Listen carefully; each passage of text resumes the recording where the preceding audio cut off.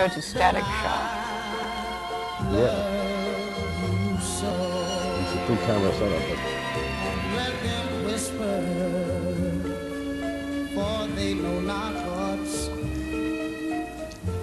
between you and I. And welcome to Let Them Talk. I'm Paul DeRienzo. And I'm Miss Joan Marie Musi. And we welcome our guests, Dona, and the great science fiction author Norman Spinrad, who's here to talk to us about science, or I should say science fiction is a misnomer, but we'll get into that later. But welcome, guys. Welcome to the show. Yeah, thanks Good for to be being here. tonight. And yeah, glad to have you. And we're going to take calls, by the way. Our number is right there on the screen, 212-757-1538. So call us up. Call us up. All right, well, let's get right down to it. Norman Spinrad, an author of over 20 books about science. I'll call it science fiction until I'm corrected, and I'm sure I will. No, science fiction is okay. It's sci-fi what everybody hates. All right, sci-fi. And yeah. all the 20 books aren't necessarily science fiction. Right. And among your most famous, I mean, as far as I'm concerned, your most famous is Agent of Chaos. And the idea of chaos runs through a lot of your work. And the fact that, would you consider yourself an anarchist writer? Or is some reference to you as an anarchist? Well, I think as things progress, I got more and more of an anarchist, and believe I was finally an anarchist about the time I wrote The Boy Captain's Tale and Child of Fortune, which was set in a far future, which I really wasn't conscious of doing this when I did it. What's the name of that book again? One is The Boy Captain's Tale, and the other is called Child of Fortune. Uh-huh. And they're both set in the far future, in a society that works well. It's not exactly a utopian thing, but it works well, and there's just no government. Uh-huh. So everything works well without a government. And I wasn't even trying to do that. Afterwards, I said, well, yeah, I did that. Now, you know, nowadays we talk about chaos theory all the time. It's constantly in the media. Did you read about or know about chaos theory, the ideas in physics that were promoted by physicists? No, you're saying no. No, because I wrote that long before chaos mathematics existed. Mm-hmm. Well, So what did you, are you a mathematician? Or are you, no. well, In fact, I failed integral calculus. I mean, Do you do a lot of research when you're writing a book? depends on the book. Depends on the book. Let's go back. How did, you're from New York, you're a New Yorker? Yeah, Born and raised here in the city? yeah. But I noticed that you moved to San Francisco in 1966, so you were right on time for the Summer of Love. Love. Well, yes and no. I was actually there before the Summer of Love, and then left in the end of '66. So right before. Yeah, I knew some bad things were going to happen when, well, We'll talk about that more. Yeah. You're growing up in New York. You went to New York City public schools. yeah. How you went to one of the better schools. You went to Bronx High School of Science. So you're a Bronx Yeah. High Yep, School of Science yep. and a Bronx High School of Science Right, graduate. right. Wow, that's one of the top schools in the city. And take it for I'm just becoming a New York City teacher as we speak, and I'm studying to do that. So I know that that's one of the best schools in New York City. And Dona, where did you grow up? I grew up in Brooklyn, Okay, also and I a went New to Yorker. Brooklyn College There you and go. the University of Vienna. Okay. Okay. And how did you get into the idea of science fiction from Bronx High School of Science to writing science fiction? How did you? Oh, I don't know. I mean, I was reading science fiction. Well, I mean, I started reading science fiction when I was, I don't know, 10 years old, and I had a cold, and I was home in bed for a week, and somebody gave my mother a stack of science fiction magazines. And I read the science fiction magazine. I just started reading science fiction, so it was natural to start writing it when I started writing, although it's not the first thing I wrote. But What did you begin writing? What was the first thing? I was writing short stories. I wrote a novel, which was never published, which I mined for other things. I see. So I never wrote science fiction exclusively, but it was natural because I was reading it to write it. And what do you think was your seminal work, the work that really set you in the path that you followed? Which was the early work? Was it Agent of Chaos? Was it one of the other books? No, it was later than Agent. It was Bug Jack Barron, which was about... Bug Jack Barron. That's Bug the name of Jack the Barron book. was about a television show, something like this, with phones, Right. only video phones. Tell us a little bit about Oh, so you that could book. see the colors. Yeah. Oh, great. Maybe we can take a call in a minute. Hey there, See, callers. there it is. Because tell us just briefly summarize what a book like Bug Jack Barron is about, just so folks. It's very haven't read simple. it can feel. This is about everybody's written science fiction about immortality. This is a period. This is a book about the period where it's just going to come in, and what the politics and the economics of it are, and the great power of somebody who's got control of that. And I said to myself, what is the power that could stand up to this? The immediate answer was a television star. And so that's what it's about. It's about immortality and presidential politics and Yep. television and show business. Okay, very interesting. You wrote that in 67. 1967. Okay. Well, we're taking calls, and we'll try and take a call right Here now. we go. Yeah. Hi, you're on. Hello? Please speak up. I'm sorry, we're having a hard time. Yes, speak up, please. Turn off your television. Yeah, turn off the Yeah. television. It's We have a bad or connection. turn it down.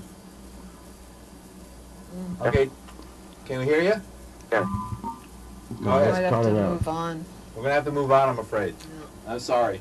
Now, you've also written for television, haven't you? Yeah. I wrote Star Trek. I wrote A Land of the Lost. Feedback. Land of the Lost. Land of the Lord. Oh, that was Drek. I mean, Now you wrote one of my favorite of all Star Trek episodes. Right? For all the Trek fans here, one of the best Star Trek episodes was written by this man sitting right here. He wrote the Doomsday Machine. And you might remember, if you're a Star Trek fan, that's the gigantic Turner. planet-eating machine that... and what's interesting is that Captain Kirk is really sort of a secondary character in that. You make the captain of the other ship the big guy. well, this is not the way William Shatner wanted I to was just see going to it. say. I was to say William Shatner is pretty... May not be egotistic- how he remembers. Yeah. Shatner's out on the set counting lines, mostly taking out Spock lines, because his contract said he could do it. That was one of the things about Star Trek. It was a good show. I mean, the thing came out well, but that was the crazy thing about Star Trek, was that Leonard never really was trying to steal the show, but all he had to do was walk on there with the ears and the makeup, and there he was. He was And it nuts. drove Shatner literally nuts. It drove Shatner nuts. Yeah, because he's on a contract. He's a star, so nobody can have more lines than me. Right. And it was in a contract. So he sits there with the script, Xing out Spock lines. Oh man, so that was very difficult in order to write another captain, and that's sort of like writing, Paul Henreid into Oh Casablanca. yeah, but the guest star was not. He wasn't so much worried about getting guest stars. He was worried about Leonard Nimoy. He was okay, Mr. Spock. Well, you have to admit, when Spock walked on with those ears, all eyes were on the ears. Yeah, There's no way around it. yeah. That's interesting. So did you take that into account while you were writing it, or No, Little did you know. Did you write? Who did you think was the better? Did you write more for Spock in that, or? I didn't write for. I wrote a story. In fact, what they told me when I was writing it was we were thinking we want Ronald Ryan for Robert Ryan Robert Ryan. for Decker. So I Captain wrote it for Decker, right, yeah. right, I wrote it for Robert Ryan. I didn't get Robert Ryan, so they got William Wyndham instead. So the character became a little bit different. But I didn't want to get involved in that stuff. Nobody said. Roddenberry didn't say, "Well, you have to watch Watch out." the celebrity egos. How did it come to you? Because that was one thing that was always interesting about Star Trek. A number of the episodes, especially in the later seasons, were actually written by science fiction writers. Well, this was season 2. Season 2. Yeah, So right at the very beginning, you set the tone. Well, what happened was I had written something favorable about Star Trek in relation to some stuff I was writing about 2001 for Cinema Magazine. Gene gave me a courtesy call and said, "You want to come in?"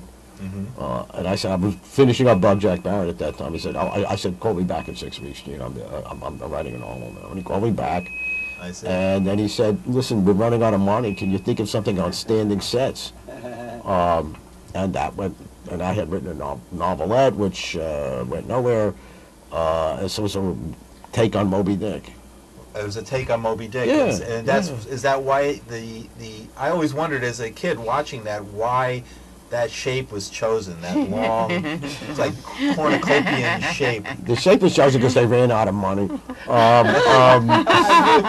There's a true story of Star Trek now. That's funny. Gene said to me after I finished the script, I liked the script, he said, "Oh, can you try and draw the Doomsday Machine for me? You know, do like this." I wrote it, so I drew this Yeah. fairly complex thing. When I see the thing, I said, "What the hell is that?" Right. It looks like a windsock dipped in cement. Well, you know, they've And Gene, remastered it. I've seen that, and it Seen looks it like a remastered windsock dipped in cement. Because they wanted to be true. Well, I had discussions with these people about this. They wanted to be true to the original. And Gene said to me, "It is a windsock dipped in cement." That's how they made it. we ran out of money. The prop department. Okay, we're speaking with Norman Spinrad, the great science fiction writer whose many books, Bug Jack Barron, Agent of Chaos, about 20 books he's written, not all science fiction, but many of them science fiction. This is Let Them Talk. I'm Paul DeRienzo with Miss Joan Marie Musi, and Dona is also our Dona, guest. we're going to go to Dona here in a Yeah, minute. I'd like and to ask about Farsign Theater. Yes, but 212-757-1538. And Joni, why don't you take it and ask Dona? Let's get Dona into the conversation now.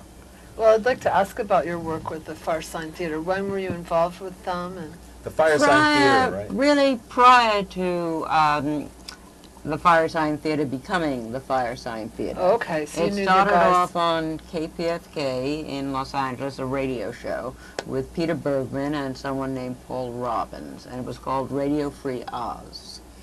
As time went by, Paul became insane, and other people who became part of Phil Proctor and Phil Austin and I can't remember the other person's name, came in.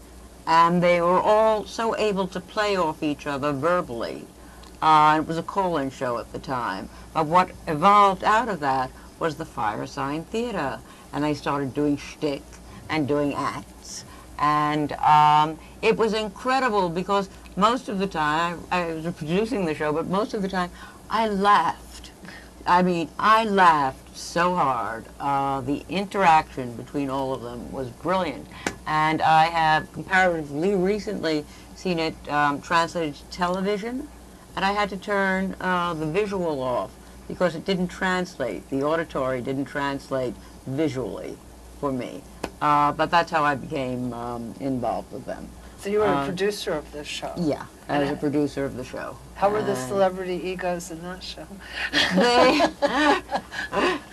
The celebrity, very harmonious. Very, very, that's why they were all fire signs. But they all just seemed to gel together and to be able to, you know, play off each other. So the name comes from their astrological Yes, signs? it comes Oh, how interesting. comes from there, and there used to many, many years ago, maybe in the 50s, be the Fireside Theater on television, and it was kind of a play on that. But they were all fire signs and demonstrated it very well. It was a fire that roared together. I see. They did. They had amazing. And their comedy always needs to knock me out. I mean, And the number of people who memorized their CDs, who memorized that which It's went really on the true. show Absolutely.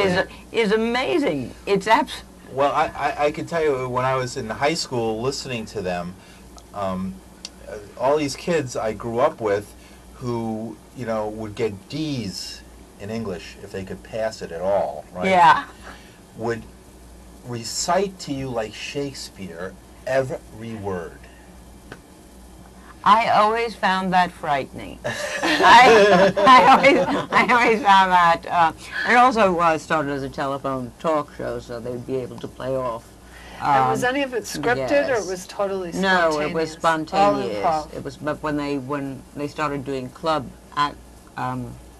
acting in clubs, it was scripted, but they would just take off on Based each on what other. they'd- Yeah. yeah. And the integration or cohabitation. Was there a lot of editing of the radio? No, they it just was, didn't- we they didn't edit it. didn't even work with a feed where we had a It was a start live? button. It was live. Live. Yeah. Amazing. So the albums that they recorded were done just straight out, just even the albums? I don't know specifically how the albums were done, Yeah. but I know they were taken from shtick or Right. bits that they did That were developed. that were developed on KPFK. on KPFK on the air. I see. Yeah. Very interesting. Yeah. Well, you know, that's of two sets of performers. The cast of the original Star Trek and Firesign Theater, both representing the incredible success of people who really get along and seem, despite the fighting over. I don't know if we've. Well, I mean, the thing about got Star, along, it was uh, only or it was not only get Shatner, along, but- only Shatner and Nimoy, really. Only Shatner and Nimoy. And Nimoy didn't. Yeah. Nimoy was cool. He didn't give a shit. You know. Oh, It's okay. yeah. Yeah. Now we have another phone call if you Oh, we'll want give to it a try shot. it. See if it works this time. Sorry about that. Technical difficulty. We're having Now, technical how did difficulties. your paths cross, the two of you? Did you meet in San when Francisco in the no, 60s? no. I became friendly with a writer named Harlan Ellison when I was 15, and we became really close, and we're still friends. And Harlan took me to a Clarion at Damon and Kate. No, it Knight. was not a Clarion. What was it? It's called the Milford Conference. The Milford Conference Milford, Pennsylvania. Oh, okay. Pennsylvania. And there we both met Norman, who was on his way to California for the first time. And we became quick friends and have been so for many, many, many, many years. There were a whole bunch of stuff. We came back True. together again during 9/11. Oh, I see. Oh, Really? that's Yeah. How did 9/11 bring you together? Well, I don't have a. We had been together Can you try in the it again? 70s. You're we on. got. Hello. Oh, this is not Now I working. know it was on purpose. Unless it's science fiction, maybe that's. I don't know. Maybe that's I from don't- Bill Shatner. Enough. Enough of that. All right, let's. Too reptilian. Yeah, right. Too reptilian. Well, let him finish what he was saying. Go ahead. Where was I? Oh, yeah. So we had been together in the 70s in California, New York. We ended up both being married to different people. And then we remained friends. And in 2001, I was president of the Science Fiction Writers in America, living in France. Why that was happening is a whole other story I won't get into. I went to stay with Dona in a place on 9th Street here. And we went to Philadelphia for the convention, came back to New York. Then I went to see my mother in Florida. And I come back to the Fort Lauderdale airport on the 10th. And there's something wrong. The planes aren't going. And I called Dona. I said, I'm going to be late. Oh, wow. And she says, go back to your mother's place. Come tomorrow. I said, something said, I'm not getting out of. I'm not leaving. I'm not leaving this airport till I get out of here. And I get there I get back to New York about midnight on the 10th. I wake up in the morning, look out the windows, people looking down. What are they all looking at? You can't see the Trade Center, but you can see the street, 6th Avenue. And it's full of people looking. Yeah, up. and she says, they're always shooting movies here. And I call up my agent to do something. I find out what's happened. And then we were in the blockaded zone for, whatever, till the next planes were flying, whatever the hell that was. I was on the air, speaking of KPFK, at WBAI, the sister station. I was on the air that morning hosting the morning show, the WBAI morning show. And I was signing off to the next program, and I look up at the screen, and there we had a little television monitor on CNN or something, and I see what seemed at the first like a small plane had accidentally crashed, and what a lot of people believe. But from there, everything Became quickly. obvious, Yeah, yeah. we took the show off the air, and we just went on, live for many hours, covering it right there, just a few blocks away. That was one of the most amazing days of my life. Yeah, for For everybody. everybody, of everyone. course. Yeah, everyone. So Of that our was lives. Absolutely. that was a very Days of our intense lives. experience. And then Yeah. they immediately said, well, no vehicular traffic below 14th Street or something. Everybody rushing out to get toilet paper and cans and stuff like that. Well, did you ever foresee anything? Because there's another term for science fiction, and Dona, you mentioned it before. What you call it, speculative? Speculative fiction or fiction, anticipation or whatever. Speculative vision. Speculative fiction. and Did you ever speculate in any of your writing about something like this? The closest thing was in a story called The Thing of Beauty, where just as an aside that the terrorists have decapitated the Statue of Liberty with a bomb, which I always thought was a mistake that Al-Qaeda made. They should have gone, if I was them, I would have gone for the Empire State Building and the Statue of Liberty rather than the World Trade Center, because symbolically. Right. The problem is an old building like this Empire State Building That's not going to fall down so easy. I think that you know we were arguing and asked before at the Hippie Museum, but you take a jet plane that's just been refueled from Logan Airport Yeah. in Boston, and you fly it at 500 miles an hour. I don't care what you into something. You're going to knock it down. I don't care. Well, these are controversial words here. I Now we know. start getting crazy. Well, you want to experiment? I mean, Right. Now, the Empire State Building actually has been hit by a plane before. but not at bomber. 500 miles per hour No. with a fully loaded And a jet. giant ape. That too. As well. Oh man. Only New Yorkers can have this kind of gallows humor. Well, let's. I want to talk some more about your most recent project, Norman Spinrad. You were in Mexico, and you've written a book called Mexica. Right. And now this is sort of looking the other way. It's historical fiction. It's isn't it? historical fiction. It's a story of the true story of the conquest of Mexico by Hernando Cortez, which I won't go into the whole process of how this came about, but which is really more fantastic than any kind of fiction you can really make up. It wasn't 500 guys and a few horses that overcame this great and complicated civilization. It was the first media war. Yeah, early on, Cortez got hooked up with a woman called Malina Marina, which was her later name, who quickly became his mistress and sort of spin doctor, Really? and told him the legend of Quetzalcoatl about that they believed that Quetzalcoatl, the god of the Olmecs, was coming back from across the sea, and he played the part. I see. And So he had an informant. he had an informant. He had a spin doctor. He had an idea. He had a legend to play. He had a part to play, and he used that to raise large armies of the other tribes who didn't want to be ruled by the Mexican anymore. That's how it really happened. And this started a long time ago when Dona and I were together way back when, where I don't know. I was reading about Nazis. I had written The Iron Dream. I was Right. trying to see if anything like that had ever happened. Now, you've elsewhere. written a book, sort of an interesting alternative reality book about World War II, The Iron Dream, and where imagine an alternate universe where Adolf Hitler is a science fiction writer. And then he writes his fantasy of the Third Reich. Yeah. So so the way Mexico came about was, I think, well, anything like Nazi Germany ever happen again elsewhere? And I thought of the Aztecs. And well, while I was reading Bernal Diaz and that stuff, Dona had these books of Aztec mythology and even picture books of their symbology, and realized how this was manipulated by Cortez because he had an inside informant who had been given to him as a slave by another tribe. So she had no interest in protecting the Aztec culture. She knew what the main chance was. Right. Now tell us about the name of the book. Where does that come from? Well, where it really came from is the book was originally going to be called The Feathered Serpent, which was a great title. Unfortunately, several other writers thought so before I did. So, editor Tim Holman at Little Brown England, and we going back and forth. Mexico is in the book because these people did not call themselves Aztecs. They called themselves Mexica.